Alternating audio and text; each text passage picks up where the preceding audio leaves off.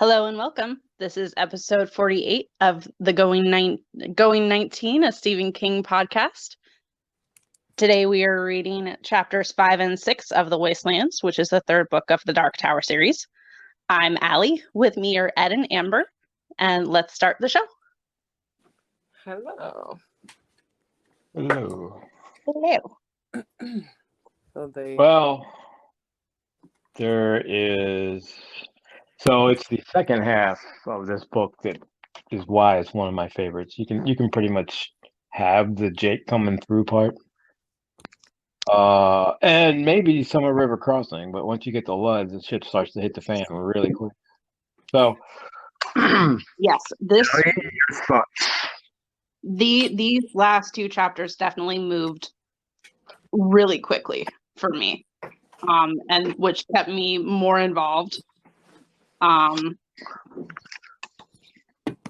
So it's been a couple of days since I've finished the reading, so I'm kind of have to go back and remind myself of where it started. So it started with them kind of like crossing the bridge, or like coming to where they need to cross the bridge. Yeah, it kind of started. There was like a whole section on them like getting up to the bridge, and I was like, well, okay, I think we could have just like scratched that out and just got to the bridge. Yeah, but like the descriptions of the bridge and how rickety it was and how they were having to figure out like how to get across, and then the whole thing with Oi, and I thought this was going to be another book where he introduced a beloved furry character and then killed it off, and I was so scared for Oi during the entire thing, but he lives and I was very happy. Oi is the man. Oi is amazing. Well, he's Good. I was gonna say, you made a comment like that last time. I was like, Oi is very critical to the story. Like, don't forget what happens next time. I mean, yeah. I don't want to spoil anything, but Oi's part of the content. We'll say that much. So he's in it to win it, just like the rest of the world. Yeah. Well, and I kind of got that when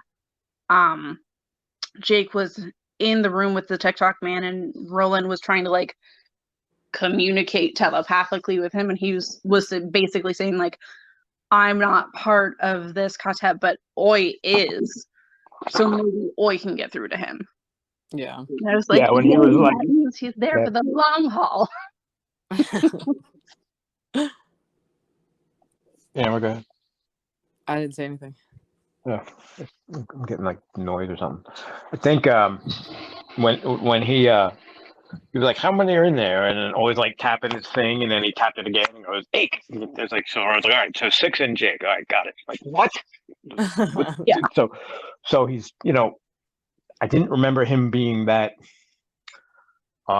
able to communicate in that way. But it just made him even better because, yeah, I don't know if I just knew he was going to live. I don't ever remember having that fear. Just always felt like Oi was going to be okay. Even though Roland was like, I think you died today. Yeah, when Roland, and usually when those comments happen, like, it's true. So I was like, well, I know that's not true. Yeah. Well, and that's when I really got scared. I was like, oh no, Roland. Yeah. Well, on the one hand, everybody he knows dies. On the other hand, maybe not yet, I guess.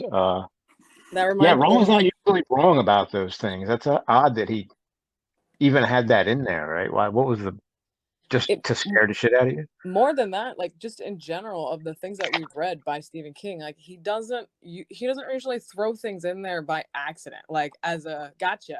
Like, it usually is purposeful. Yeah, like just kidding. Like, there's not much of that. It's usually so he's gonna die. Right. But we're talking about Roland. There was one thing I don't know, not that we're going in order, but at one point where Roland had to actually remind himself to call Jake instead of the boy, because he's like, you remember, you're connected, you owe this kid. Yeah. I thought that was funny, and I definitely highlighted that part. He's like, no, not the boy, Jake. His name's Jake. I'm like, oh, see, because if you think if you start thinking of him as the boy, then it's okay to let him die again. Oh my goodness. And that whole scene where Gasher first comes up on them, and then like Eddie or Jake and Roland kind of realize at the same time like what has to happen so that Roland doesn't break his promise. I'm like, oh well, that's convenient for him. I think my feelings on the subject are well documented. I think he broke his promise. Fuck that. Well, yeah. I mean, so I don't know that he had, like, I do think that was probably the best option, but like, I also agree that I'm like, whatever, you're not off the hook here, buddy. I mean, Roland's not much of a talker, so that scene was kind of convenient the way it played out, but I was thinking about it, and I'm like, Roland, I don't know. In that situation, he seems more of a shoot first and ask questions later. So he probably would have just shot the damn thing, and hey, if it blew up the bridge, hey, Ka, what can you do? As opposed to this negotiation with I don't even know with Gasher. I don't even know how to describe that guy. Disturbed. Yeah, and what's going on with his face? The disease. The Whore's Blossoms was the one name. I can't remember the other thing that he called it, but it was like, okay, so he is way worse than the leper on Nebolt Street. That's what I was gonna say too. Like by the end, the second half, or well, at least the third part, maybe not the second part so much, is just starting to get like it, where it's just like one thing after another. Yeah, I was thinking that too, and going back and forth and back and forth. Yeah, like he comes through the door and the house tries to eat him. Okay, so you sit down for a second, and well, River Crossing is kind of a respite, I guess. But yeah, they get a nice. I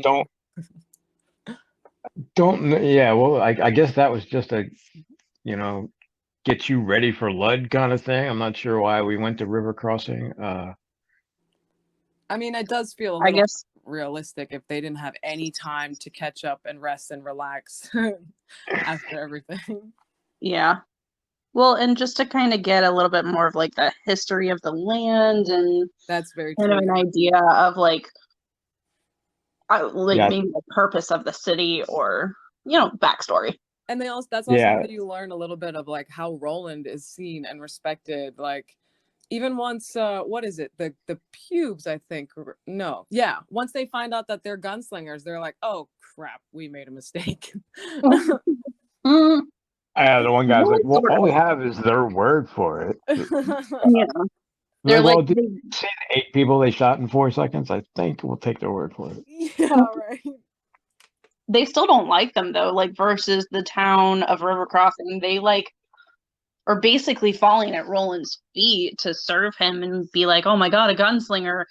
And the pubes don't, and I know like they're supposed to be the younger, so maybe they don't have any sort of experience or knowledge base of what a gunslinger really is, but or how to treat them. Yeah, they still kind of show deference in like, I don't know that I necessarily trust you or want to be around you, but you just killed 8 of us, so the whole scene stay here and not do anything.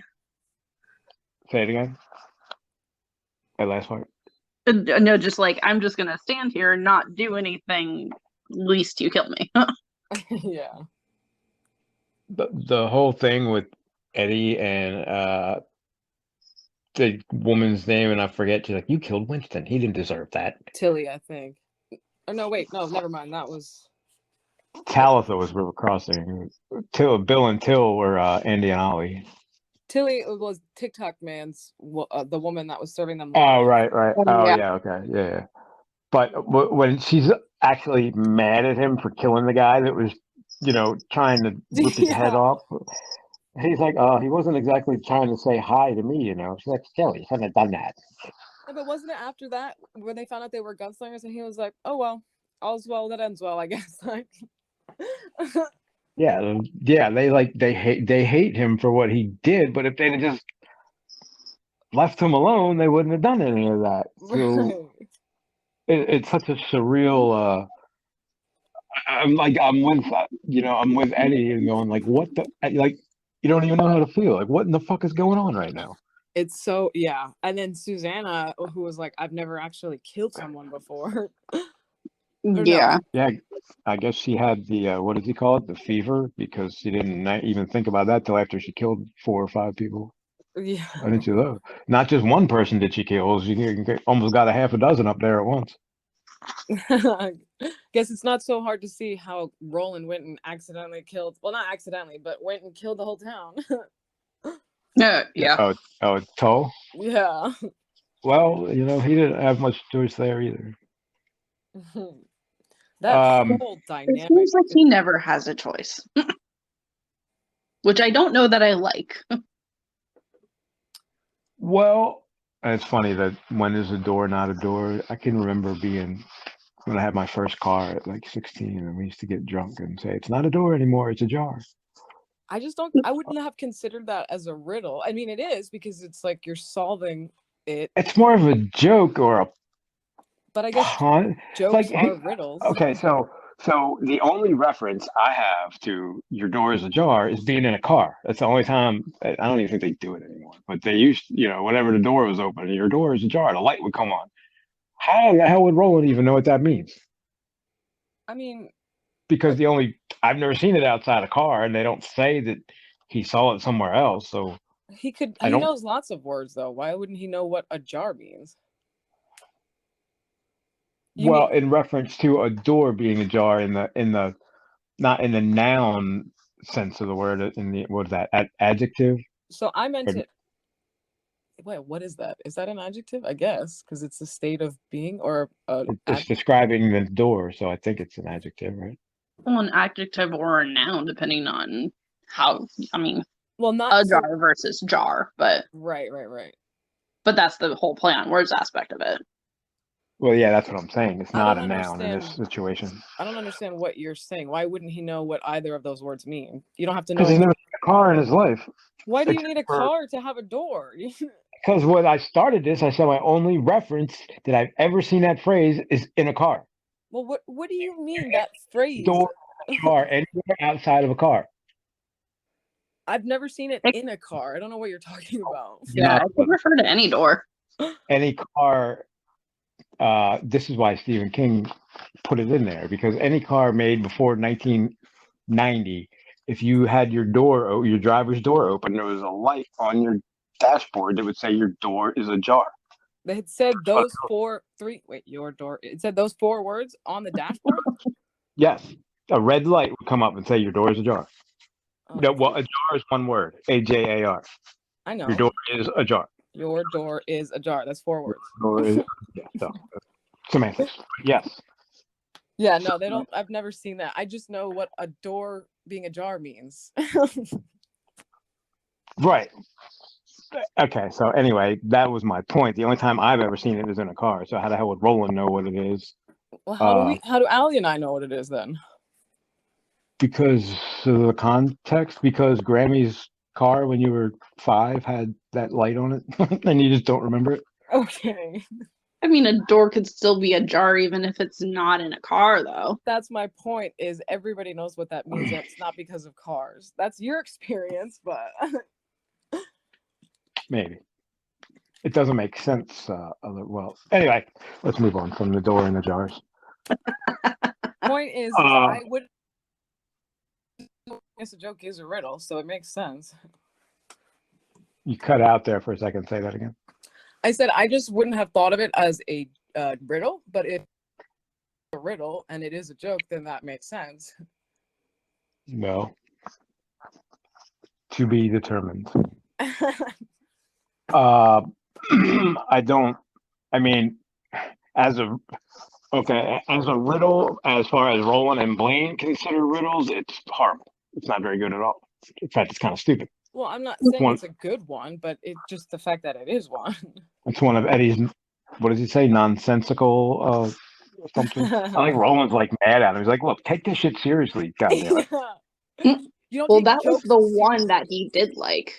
The one about the chicken crossing the road, he was like, that's no. Well, I mean, like that's a joke because there's no logical way to arrive at the answer. you can't reason it out. Oh, Yeah. that's a good point. Yeah, I think Roland says something to that effect in here. Like there's a good riddle has a way to figure it out if you could just think, around the right corner or something. Just like Saw, there's always got to be a way to get out. Yeah, well. That's where Amanda messed up. I was gonna say other people started taking over for him. I think that vision got lost. Yeah. He went to do Lifetime movies and stopped caring. So I don't even remember what the hell were we saying. Riddles. Wait, the door is ajar, right? Strange thing to like. It's not strange because it feels very Stephen King like, but just like, all right, so this train that is obsessed with riddles. Yeah. And suicidal at that. So I guess I'm trying to page through it, but I did like half of this on the book and half on the tablet, so I'm going back and forth. But I'm thinking, why didn't they just, like, if that was Blaine's brain they were going through, why didn't they just start destroying shit? I mean, they need him. Yeah. Oh, I guess they didn't know what was about to happen. Well, they knew they needed to travel on him. And well, also, they knew. Well, I was thinking, yeah, Eddie and Suzanne already knew that this might not be the best idea, but actually, I don't know that there's never a thought that they don't, like, they know that clearly there's a problem with Blaine, but they're still like, all right, I guess we're doing this because there's no other thing we can do. No other option. The thing is, they're also listening. Like, obviously, there's something wrong with Blaine, but they're also like, I wouldn't necessarily take the pubes word for it either, because what do they know? They sacrifice people daily because of the drums they hear. Like, so the mythology that builds up the way he does that was. I know, I loved that so much, and the way what you find out and the way it unfolds, you're like, oh my god. Yeah, it was like Lord of the Flies and the lottery at the same. He actually even mentions the lottery. Yeah. Like at the same time. As soon as I saw Shirley Jackson, I was like, yes. We know it. I think she gets at least one mention per book, but it might be in the contract.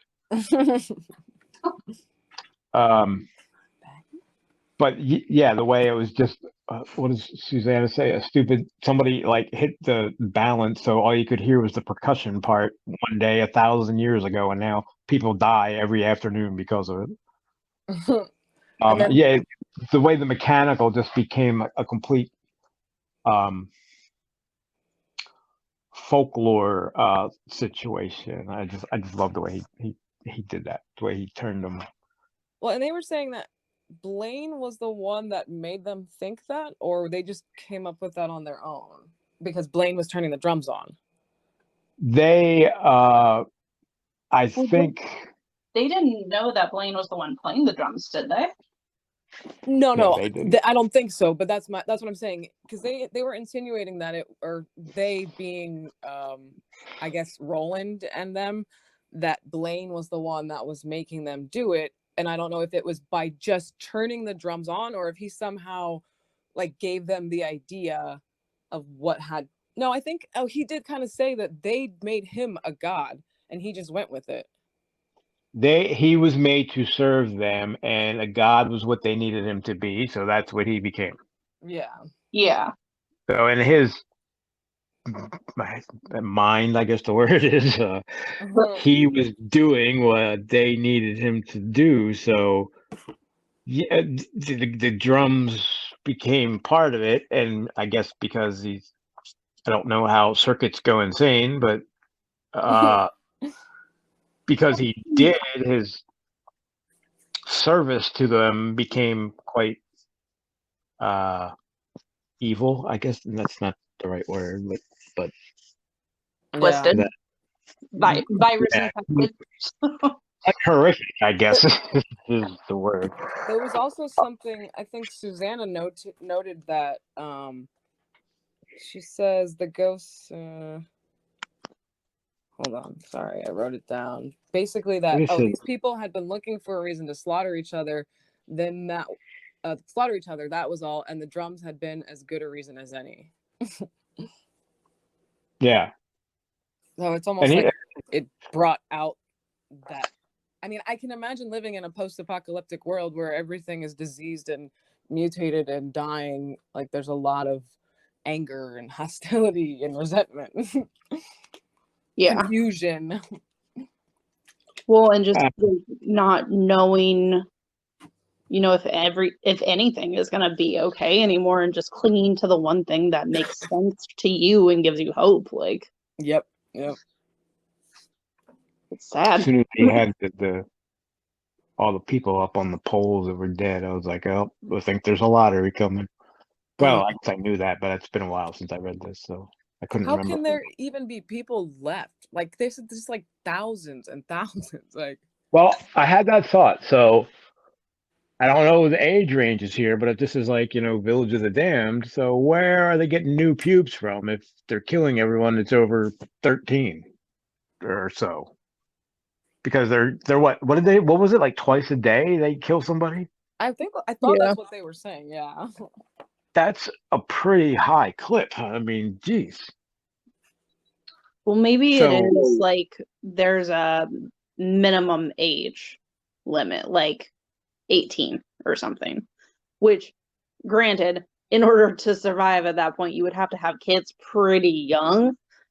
But I mean, who's having the kids? That they would even have a form of contraception. So they probably wouldn't even understand the connection. Yeah. They would think it was like a gift from the gods that just happened randomly or something. But you also got to think, like, how many, like, this was supposed to be a city about the size of New York, and, you know, there doesn't appear to be that many people left. So what happened to them? They killed each other. Yeah. That's really what it seems like. That's a lot of people. Yeah. Well, maybe the ones that left killed each other because clearly something cataclysmic happened to the city. And I like how I was going with, like, the world moved on meant like everyone let off their nukes. And then I have it in front of me, but Eddie's like, no, something more than just nuclear war happened here. I'm like, geez, what? Yeah, I'm like, what does that mean? Yeah, just nuclear war. Like, you know, come back when you're ready for the big time with your little nuclear wars over there. Like, yeah. But moved on is pretty close, the imagery at least, to a world after some kind of nuclear cataclysm. And maybe that's I don't, and that's why everything, it almost makes sense. But I don't know what more the nuclear war means, because everything is mutated, and like now it's what, like 1,000 years later, and the stock's starting to come back. So it just feels like they blew each other up, and the townspeople that were left in Lud are just almost an extension of that, because they're, you know, instead of killing on a grand scale, they're now killing on a smaller scale. So they're just doing the same thing, you know, the leaders were doing. Yeah. And I guess they're just born to kill. The Wastelands certainly are not recovering, at least not recovering for healthy life. They just kind of show up out of nowhere. Like, there's no real mention of the Wastelands until they're there. Well, I mean, they don't even, those people didn't even know there was a sea next to them. So, like, they don't travel. Yeah. Well, I guess that's true. I got real confused at that part. So they go through the wall, and then does the wall, like, transport them up into the sky on the beam or something? Like, no, I think the city was that high up. Yeah. I think the land drops off. They were on a mountain. Yeah. Got it. Okay. Because I guess I read that and I was like, did he turn into a rocket? What the fuck just happened? Yeah, there was some. That's the other thing. Like, that was one I had to go back and be like, wait a minute, because I was like, were they going downhill and it evened out? Because I think they were going down and then it like evened out. So remember, because it came to a point they had gotten lower and lower to the ground to the point they were only like 30 feet off the ground, and then they shot through the wall and they were 1,000 feet off the ground. That's got to really throw your perspective out of whack just a little bit.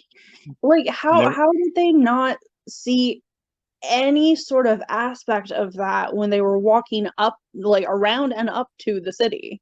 There's a giant wall on the other side, or actually on both sides, right? Actually, I don't remember how they got into the city, but I mean, I don't know. Where's my And I went to question for the concordance. I went to go look for the concordance, and I'm probably going to order one soon because I'm like, this is just not making sense in my head. Oh, well, yes, you need one. Makes everything easier. Even when you're just sitting at home arguing with somebody, you're like, hold on a minute. So basically, I'm looking at the map, and when you go from Shardic's Lair to Lud, it's like a diagonal straight. It's like a straight line, basically. It's not even like it's a straight line. So you can't see the edge of the cliff from where they come in from River Crossing. Like they basically are like going perpendicular to it until you get out of Lud, and then it drops off. It is a little hard and confusing to picture. So like, yeah, because I imagined them like Shardic's Lair, I thought was kind of like on a mountain or like on the side of a mountain. So they were walking down to Lud. So I was like, wouldn't they be able, like, if they could see Lud from a high vantage point, wouldn't they be able to see past it? Not if. I guess it would depend on the angle they're coming in at. But you think if it was that big, they would see. Not if there's a wall behind it, though. Like, they're not at any point going to be above the wall. Okay. I guess that's where I was getting confused. Yeah, but wouldn't, like, when you were at River Crossing, wouldn't you be able to see around the wall because you were so far away?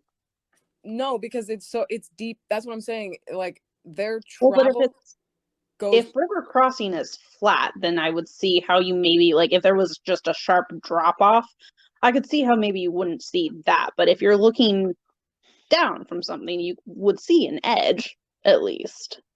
Well, so it's far. Remember, it's far away from Lud. It's not as close as we thought. Yeah. And the way that they come in, I'm not sure what these markings are on the map, but I'm assuming that's the cliff.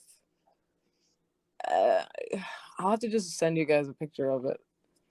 Yeah, it doesn't. Where am I looking in the wrong spot? Because I'm not getting much on Lud. This is the one that you bought for me, not in the book. No, I'm not talking about the map. I'm looking at the book. The concordance. I know. I'm not looking at the concordance. I'm telling you, I am, and I can't find it. Well, I don't know what to tell you. I'm not You're a lot of fucking help.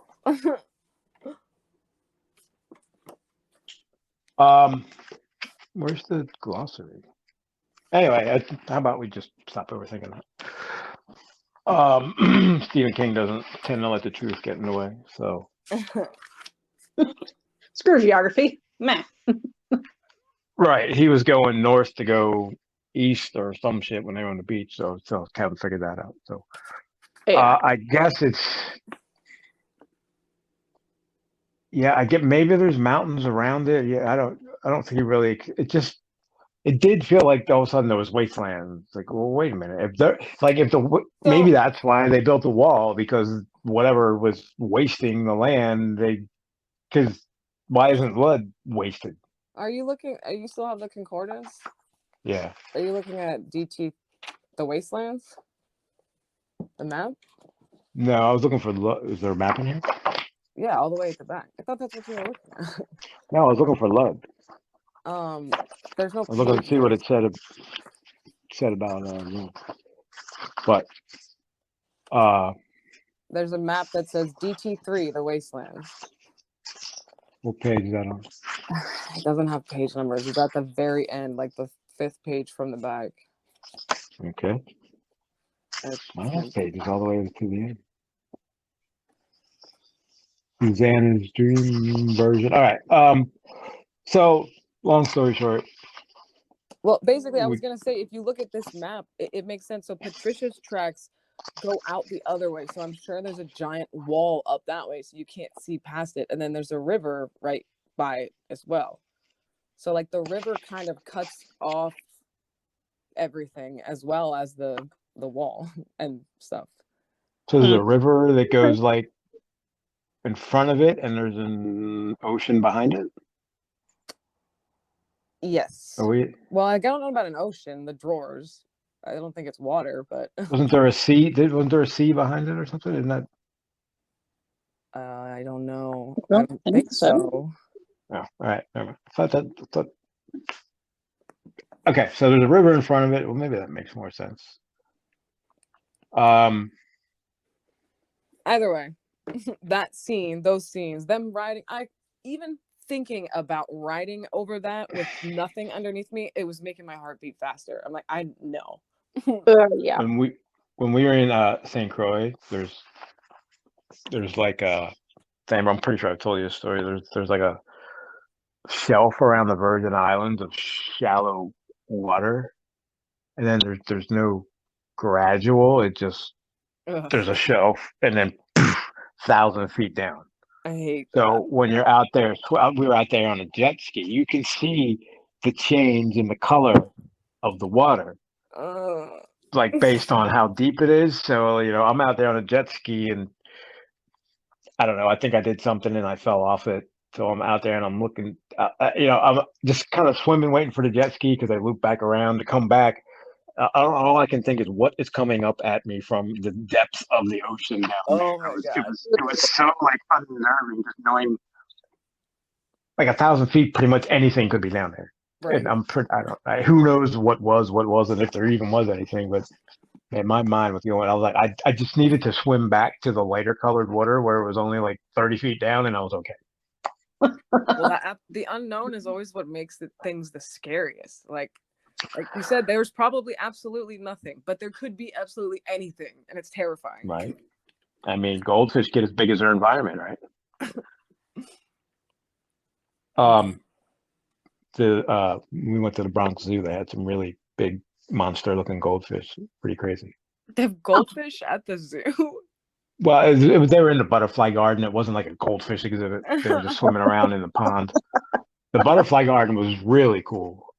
But like I could sleep or possibly live in a butterfly garden. But they had a big like pond, and there was goldfish that were like fucking 3 feet big. They were massive.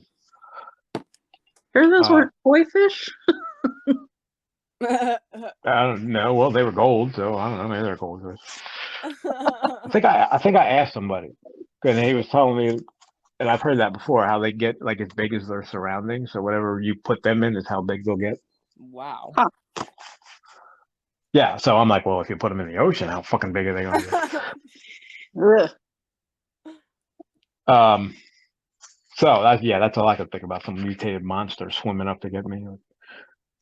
So I can imagine, even though you can see better, still 1,000 feet up in the air, basically traveling on nothing. And then when he removes the floor and all that nonsense, that's what I think I might have just had a heart attack. That would have been the end of that. That's what I mean. Like and Jake describing like trying to walk when you can't see anything. I'm like, that would be so strange. And I would have had a heart attack and died. Oi is always my favorite. Like, I love how he puts him on the floor, and then always like nobody like stands on Jake's feet. Like, I don't know what that is, but I don't like it. Yeah. Like if Roland had put a gun to my head and said, "I will shoot you if you don't walk down this train," while Blaine is in invisibility mode, I would die. Nope.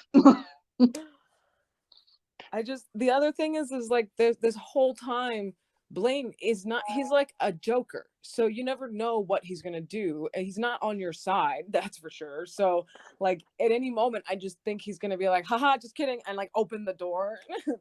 Yeah, he's like a 5-year-old kid. He's mean just for the sake of being mean, like an immature kid that like didn't know how to act would be. Oh yeah, my Like, God! Like him killing the entire. I guess it didn't matter if they kill each other because you just killed the rest of them anyway. I mean, yeah, well, that's what I was gonna say when you're like he wasn't as insane as you thought he was gonna be. It's like, well, he did kill the whole town when they left. I But I forgot don't. about that. And I Like love he how seemed. Yeah. I was just gonna say how I think it was Eddie or maybe Eddie and Susanna who were thinking like, oh well, I was hoping maybe he was lying, and he's like, nah, he's not. Like seeing the purple smoke come out. Yeah. Wait, the purple smoke from Yeah. the And then- explosions. Oh, yeah. Oh, yeah, because I pictured more of a lavender. I didn't want to do that to purple, but I guess it's the same thing. A light purple, like it was like a light purple mist. Well, that is, I mean, lavender is purple, but sure. Yeah, I know, but not the deep, dark, hurdy purple. Right. Hurdy? Is that what you said? Yeah, a deep, like a deep red. It implies. Okay, but it's still killing and torturing them because he said it was painful. Like you could see the agony on their faces. Yeah. Have you ever watched The Sinner on Netflix? The Sinner? Yeah, it's not about who did it, right away who did it, and usually watch them do it. But then there's a whole 10 episodes on why they did it.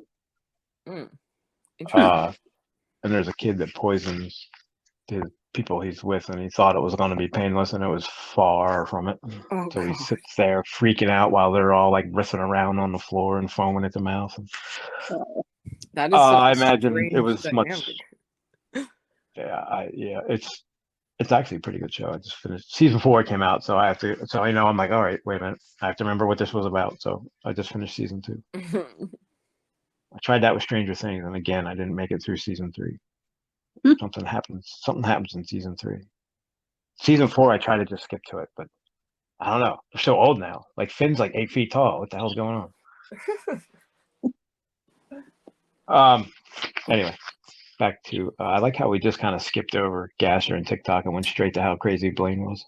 Well, there's a lot to talk about. I mean, there's so much. And that's the thing. I was reading this, and like, there's so much going on. I was like, my God. But then, like, I had to keep going back, and that's part of the reason I think I got behind, because some of the imagery is so like amazing. You just kind of skim through it because there's so much going on at the time. And I was like, wait a minute. What did he just say? And like he's describing. I can't, of course, think of anything. Well, like the Gray's fortress that they built above the sewer, like that whole thing was kind of like, it's kind of hard to picture exactly, but I kind of got a really good idea, and it's also like it's just really smart. I pictured like an inner city slum, narrow alley, tall building where it wouldn't be that hard to block it from end to end. I don't know who the genius. Go ahead. I was just gonna say real quick. I was picturing like an extreme hoarder's like front yard. Yeah. Yeah, exactly. And whoever like built the trip wires into the cobblestones and all that, like, my God, they're pretty smart. Yeah. Well, and how long would it have taken to like make all of that? Just crazy. Yeah, because it's I feel like maybe they didn't make it; they just used it. Right. Yeah. Yeah. Sure. Maybe it was used for something else. But how did none of them like trip it? I just can't imagine. Like, no offense to them, but like they're all that competent that no mistakes happen. Yeah. Yeah, no one's wandered in there in the last 1,000 years and set it off by accident. There wasn't an adventurous pube saying, "You know what? Screw this. I'm going in there." Like, not one in 1,000 years.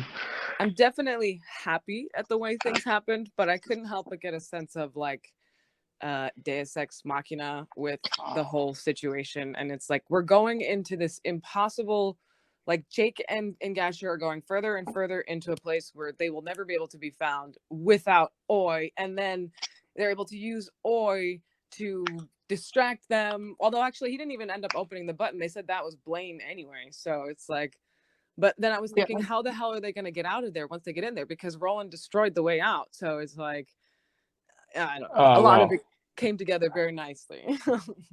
I think he thought of that after he destroyed it. He was like, let's make a doorway on the other side that they all run to.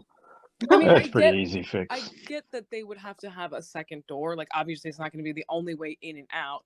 But I don't know. I say that, and then at the same time, I do kind of think Blaine helping them was a bit of a good twist, because I definitely didn't see that coming. Yeah, for sure.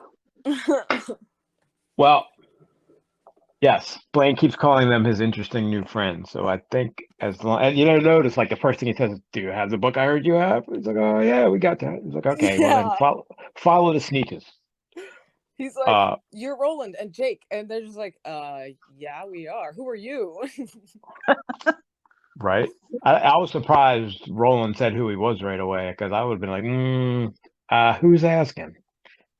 I was thinking that too, but he probably had a suspicion. Like, well, he probably, as I don't know, Gunslinger's credo, he, like a cop, he has to identify himself or something. Yeah, when Jake was like, son of Elmer. Yeah, that was kind of funny. I forgot his dad's name was Elmer until he said that. It's like Jake of New York, and then Blaine's like, oh no, that's Eddie and Susanna, right? He's like, New York hasn't existed in 1,000 years. Stop lying. Yeah. And then like Eddie can feel, I guess, like the electricity in the air, like he's about to get fried. He's like, no, I swear to God, it's true. Like at that point, shouldn't you have been like, maybe this isn't the greatest idea? Yeah, I guess they had no other option. I was gonna say they knew they had no choice, so. I mean, yeah, what's the other choice? But yeah, I guess so. There's no going.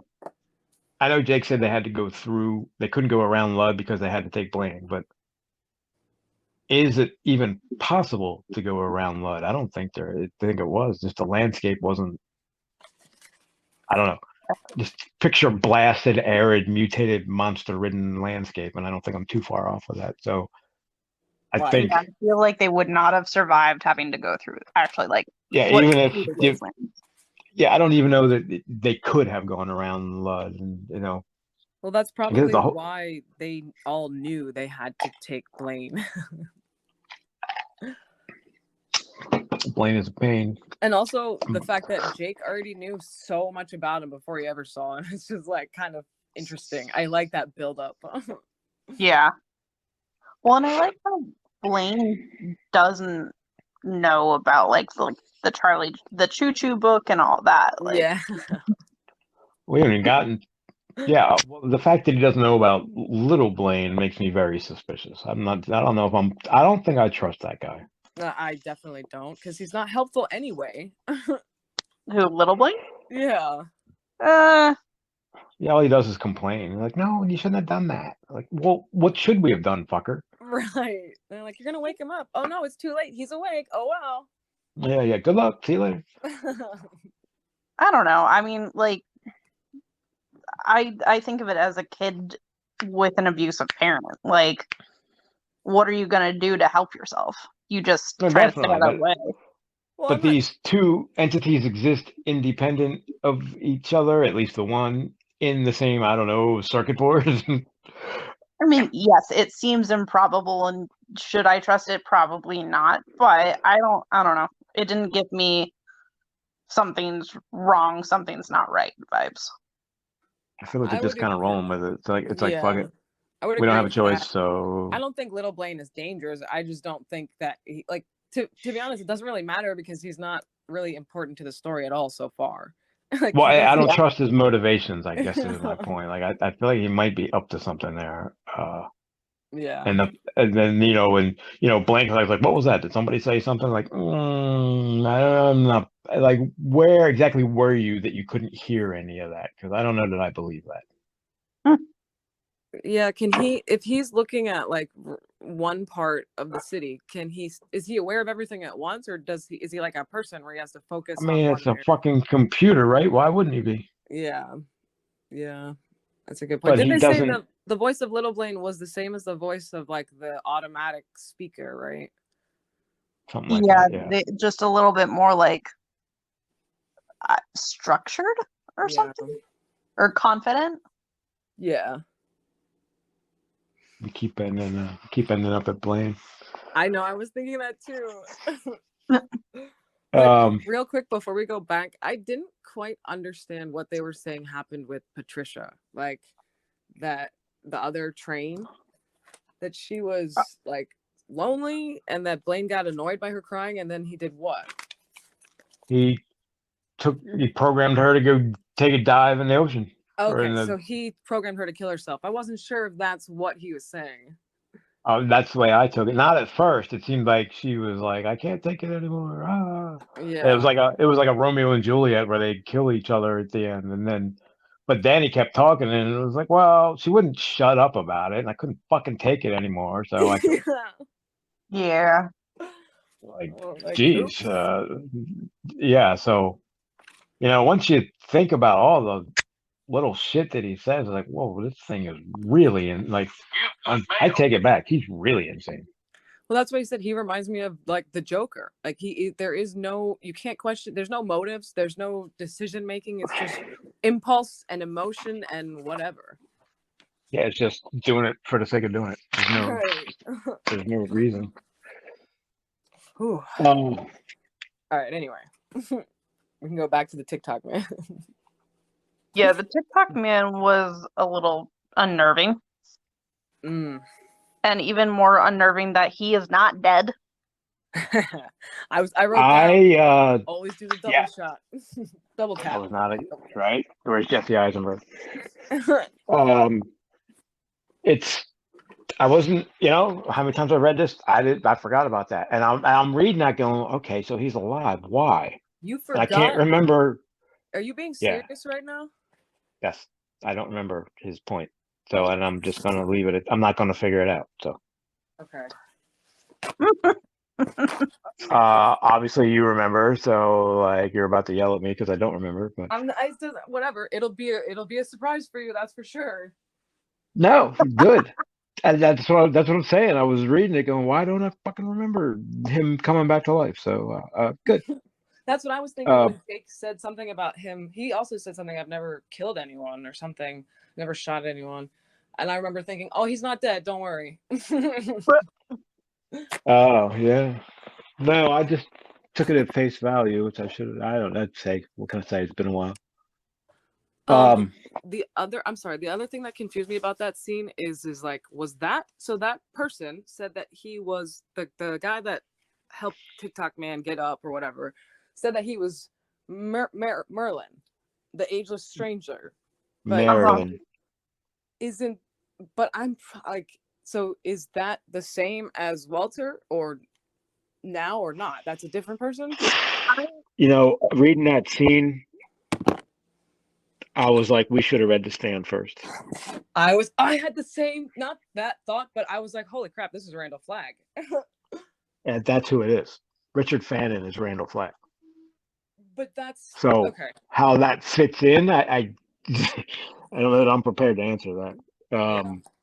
Well, I mean, we're at the end of this book. We hypothetically could take a break from Tower and no, I don't think Amber is willing to not read Wizard and Glass immediately.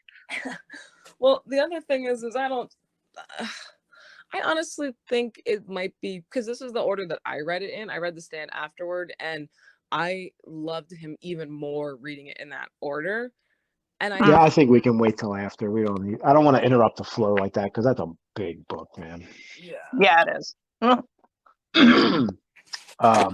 But I'm still confused. I know I keep bringing this up, and it doesn't matter. But I'm like, how can you tell us that they're not the same person and then keep saying they're the same person? I don't get it.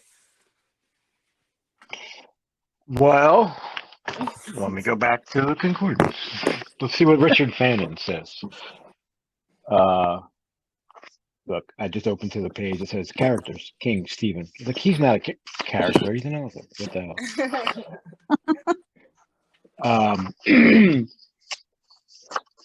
Fannin, Richard. So why was he Richard Fannin and not Randall Flagg? Because obviously he did the RF, so he did it on purpose. Isn't Richard Fannin in Gilead at some point or no? Oh, wait a minute. is Richard Fannin the person from Eyes of the Dragon, or is it Randall Flagg in that? I haven't read Eyes of the Dragon. I did like 25 years ago, but I think it's actually Randall Flagg in Eyes of the Dragon. Now that we're doing Dark Tower, I keep getting Dark Tower stuff. So the stuff I read keeps saying how Flagg's first appearance is in what? I'm sorry. I found Richard Fannin. It says see Walter's aliases. Yeah, as you were saying that, I just found it and saw the same exact thing. So it's Walter. So okay, all right, whatever. So it's Walter. I don't want to think about it too much. I don't. I think the definition honestly has changed as he has written more, because I think he's changed his mind as to who it is. Yeah. So some of the connections just don't make sense. Because if Walter is Richard Fannin and Richard Fannin is the ageless stranger, then that makes him Merlin, who's the one that seduced his mom. And I was like, I thought we had to, whatever. At one point, I think we had determined that Marilyn and Walter were the same person, and then they weren't, and so it's yeah. All right, I'm gonna drop. You could go all Blaine just trying to figure that out. So this is Walter. That's come to the TikTok man to bring him back to life, basically, or to make him survive. I love that mythology too. How there's like what. So they passed David Quick's plane on the way to Lud, and then TikTok is his great grandson, and I kind of call bullshit on Jake figuring that out because he was a big guy, but maybe, but now that cracked me up. I had to read that twice. He's like, "Are you a Nazi?" Yeah. What? A Nazi? What the fuck are you? And then he's like, "Oh, the plane, a Nazi." As like, soon as well, he said it, I was like, he can't be saying what I think he's saying, is he? He did say it was a German Fokker and something, which is I think a World War II Nazi plane, but I don't know that for a fact. It sounds right, but okay, so where did a Nazi Germany airplane from World War II come from? How did it get there? Were they saying that David Quick found it and tried to fly it, or that he came in with it? I don't know. Yeah. I thought it sounded like that he found it. And his brilliant idea was to see what it can do? I could be wrong, though, because I don't quite remember. I just wasn't sure. Yeah.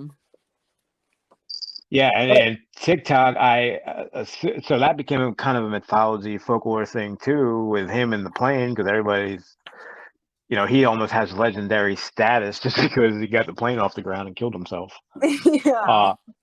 I feel like TikTok is in the position he's in because of who he is. It's almost the way it seemed. He didn't. I'm sure, but he does also seem to be the most physically lethal. Well, yeah, but I was just gonna say healthy, not, and also, and more than just physically. Even Jake said that he was getting charmed by him. He has he's falling under a spell or something. Yeah. He could flip a switch too. That's how he threw. Well, I guess he is a big guy, so it would be tough to challenge him. So maybe it's both. He's big, he's angry, he'll kill someone in a second. So you kind of don't want to be on his bad side. Yeah, I mean the way that he killed the woman who was laughing at him, that's I could see how people would listen to him quickly. That was rolling fast. Faster than Roland. And the way, what did he? I forget what Jake said. I have it. I just closed the book. It was calculated insolence. I forget what he said, but I remember the comment. Jake responded with calculated insolence, and then next thing he knew, he was flying across the room. So, I picked him up and threw him. I don't know, 10 feet, one-handed. Geez, that's a strong guy. Yeah, that'd be terrifying.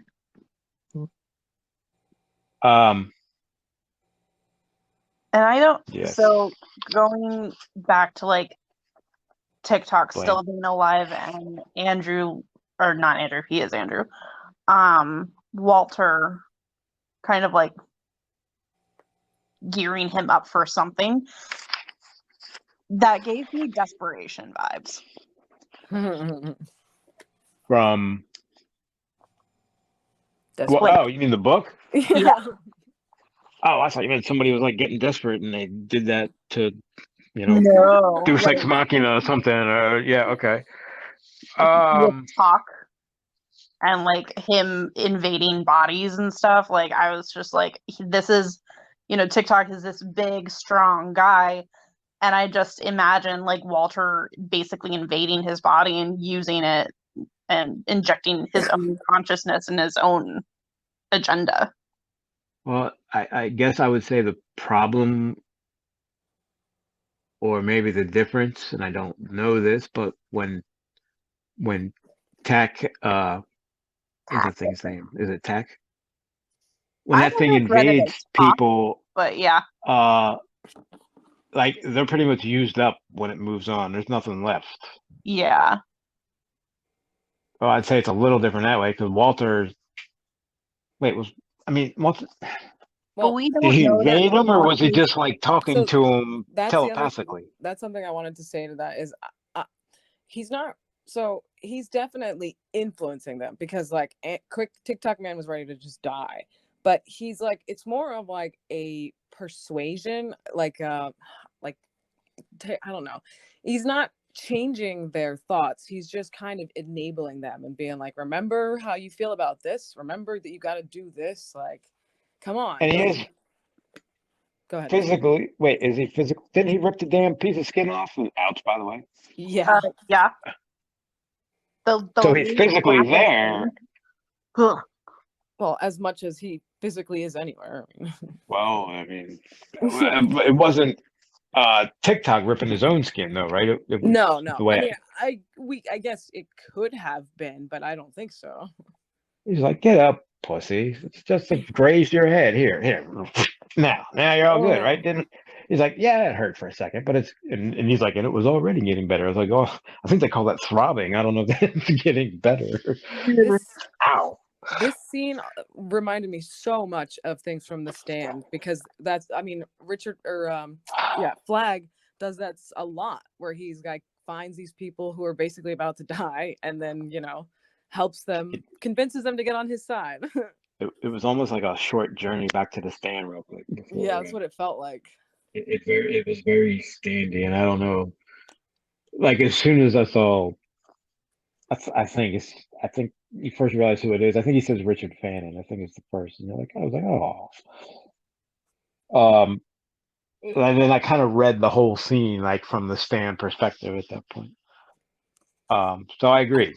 I don't know if that was because I did that or it just had the standy vibes. Even when he said, I just thought about this, when he said, before he says the ageless stranger, he just calls him like the stranger because he doesn't know who he is. And in my head, I heard the whistle from Billy Joel and like started seeing like the, what's his name from Skarsgård, like the boot, like pan up, like from the bottom, like, and I'm like, oh, it's him. Do they play the Billy Joel song in it? I don't remember. Not in it, in the show. In what show? The Stand. Oh. Other Skarsgård, sorry. Oh, yeah. Okay. Alex. I thought you. Yes. Wait. Bill is Pennywise. Alexander is Flag. Yeah. He's pretty good too. Those guys got the market on Stephen King villains. Yeah, they do.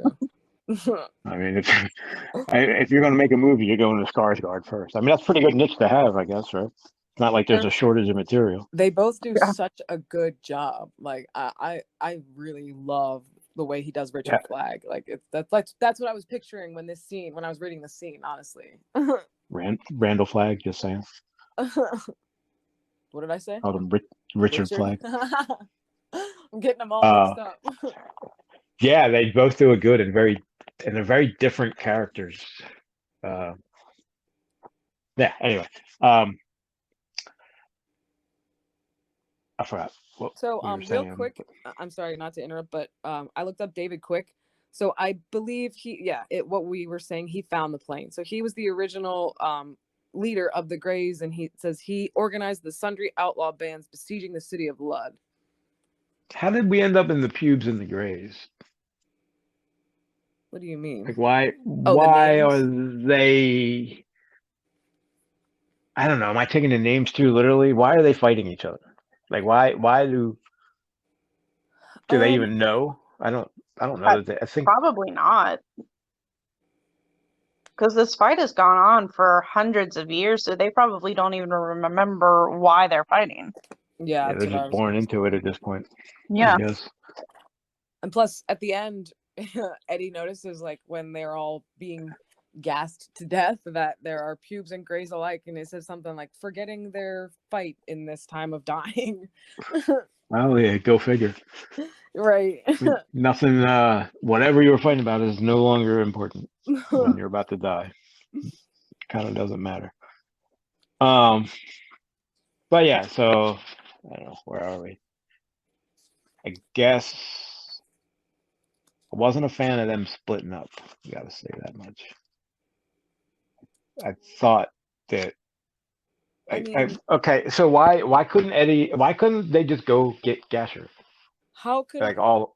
I think Roland was right though. There's no way Susanna could have gone in there, and then you don't know she's good, but she still can't walk. Like, to leave her alone in a city you don't know who's there or what they have. Like, I feel like the way I pictured those booby-trapped alleyways, she could have maneuvered in there way easier than anybody else. She should have been the one that went.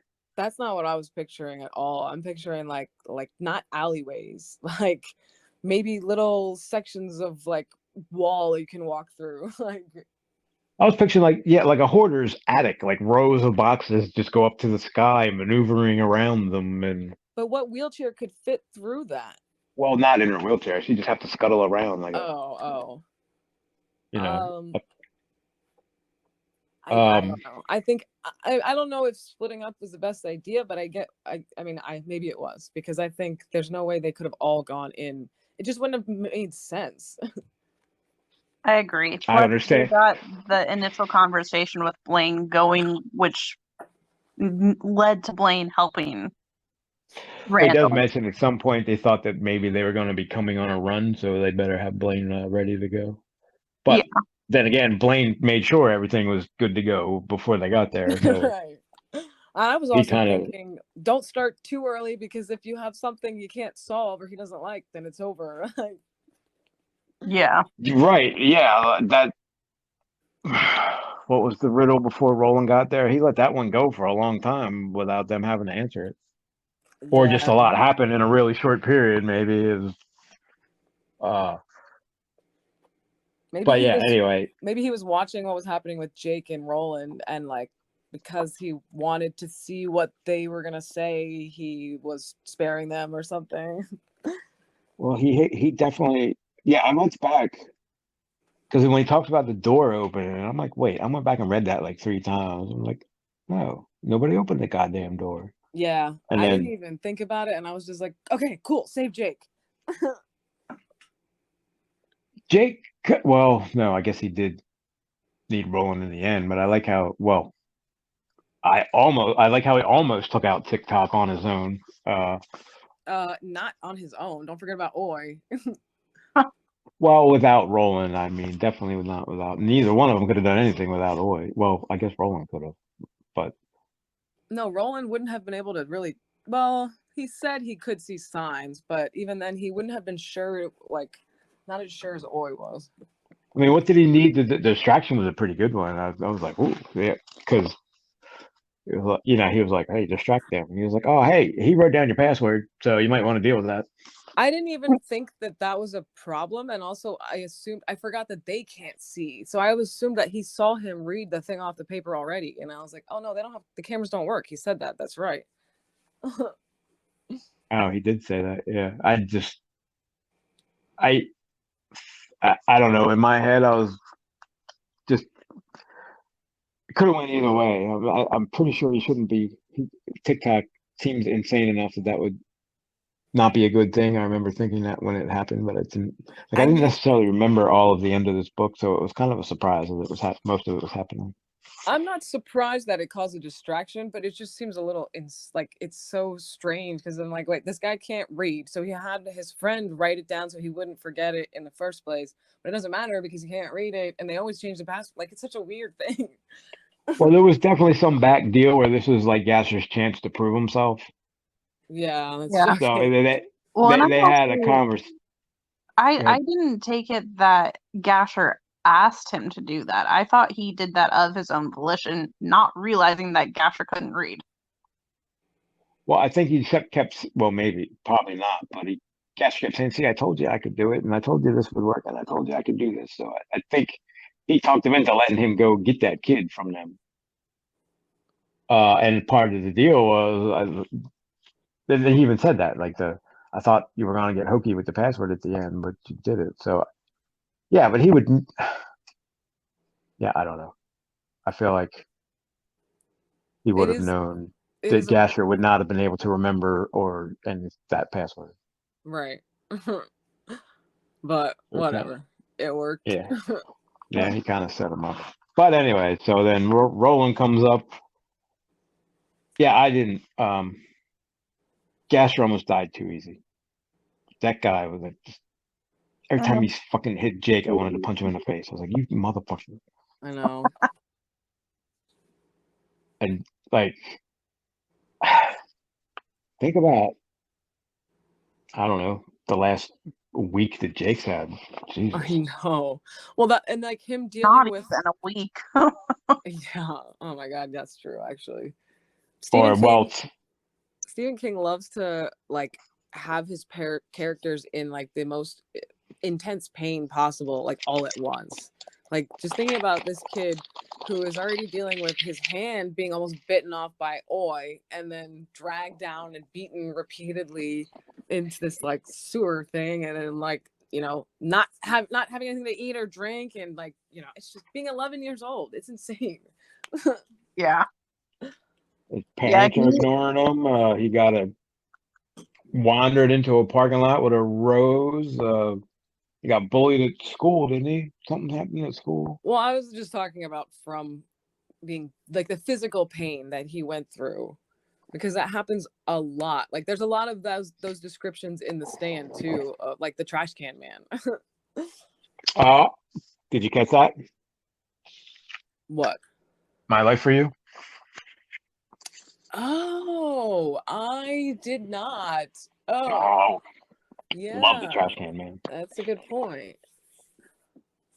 He even says, like, he betrayed me in the end, you know, well, because you know how The Stand ended. Yeah. He was like, he was very loyal, and then he betrayed me in the end, and then Quicks or TikTok's like, my life for you, my life for you. He's like, okay, shut up. I did, yeah. So this must have been written pretty closely after The Stand, because there's a lot of just Stand things in here. I think, and I don't know. I don't know. It wasn't like probably 10 years apart. Really? Oh. Yeah, because The Stand came out in 78. So, I mean, that was written in what, 76, 77. Oh, wow. Okay. Yeah, I was definitely off. Yeah, that's like, well, never mind. It's like the first big one after The Shining. It's like the follow-up to The Shining. I think it's just the like group of people dealing with post-apocalyptic world, you know, together vibe. Well, I think this is where he's deciding that all things may serve the beam, so he's starting to bring other stuff into it. There was a part where Eddie says Ka is a wheel, or thinks about Ka being a wheel, and I'm like, have they actually said that yet, though? How do you know that? How did you think about that? I feel like Roland has said that. Okay. Because when he was talking about, well, I guess maybe not Ka specifically, but he was talking about the beam being part of a wheel, kind of. So I'm pretty sure it's in Wizard and Glass that it gets brought up over and over again. And like, that's like the first, I don't know, whatever. They say something because I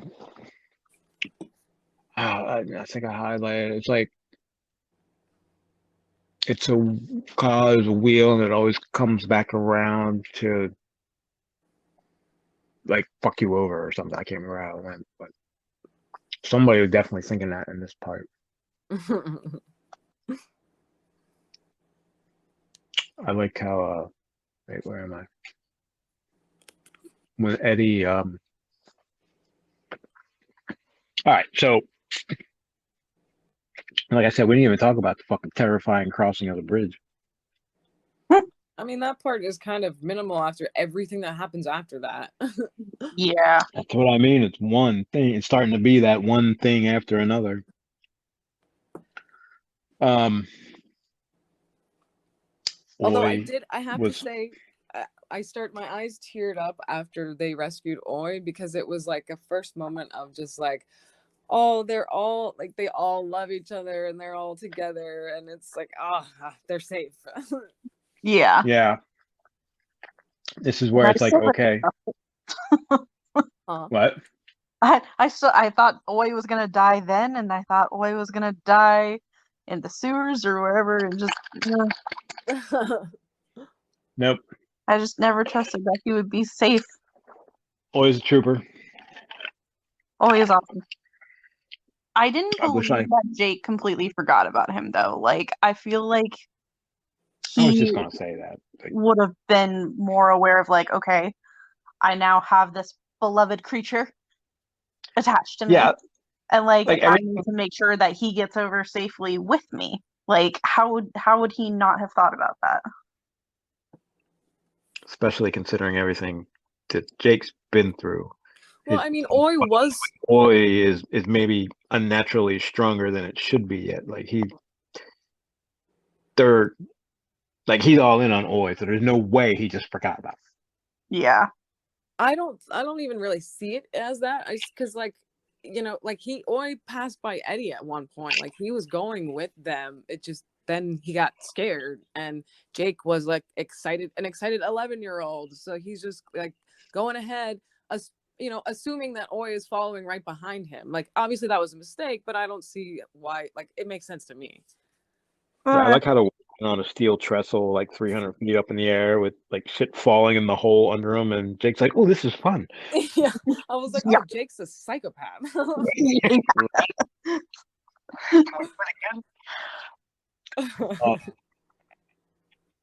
Yeah, and then Oi bites him just hard enough to not fall. And Roland's looking at Oi, going, like trying to decide whether you trust him, and Oi's like, leave him, or Jake's like, leave him alone. He did what he had to do. Yeah. And the wind blew him off. So I don't know how much Oi weighs. Probably not a lot, but still. Again, I'm going back to Jake being excited. So it's windy enough for like animals to be blown off this damn steel beam you're walking sideways across. Well, I think it's more of the fact that there wasn't, because it's steel, like he couldn't hold on to anything or get a grip fast enough. So like maybe if the bridge is swinging and it's windy and you lose your footing and there's nothing to hold on to, then you're gone. I forgot about that. Yeah, and the bridge is swaying. Jake is a psychopath, right? Yeah. The bridge is moving. There's a giant hole under him. I mean, how did Roland do it with Susanna on his back? There's a lot of Susanna parts where they just like push her and carry her and gloss over her. Like, how much energy that would really take to be doing this. Like, what the fuck did you put someone in a wheelchair for in a 10,000-mile trek across the... That's what I was thinking. It just seems unnecessary. And now the wheelchair's gone, so I guess I'll have to figure that out. Yep. But I'm imagining that once they reach Topeka, of all places, they'll like maybe be back in our world or something, and they can find one. In Kansas? I mean, yeah. It's just funny because you're not in Kansas anymore.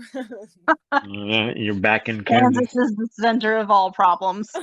We're going opposite world. We're We haven't left Kansas. We're trying to get to Kansas. Yeah. Which, if you're listening and you're from Kansas, I'm teasing. Right. Love Kansas. Well, no, I was just thinking, yeah, because of the Wizard of Oz thing. It's like, No, we're right. not in Midworld anymore. Yeah. Are we in? Yeah, we're in Midworld, right? Mm-hmm. What's your map say? When do we get to Endworld? Is that after the Cala? Endworld is oh, it doesn't say on here actually. Okay. That is the end of episode 48. Join us next time where we start book 4 of the Dark Tower, Wizard and Glass. Thank you. Everybody say bye.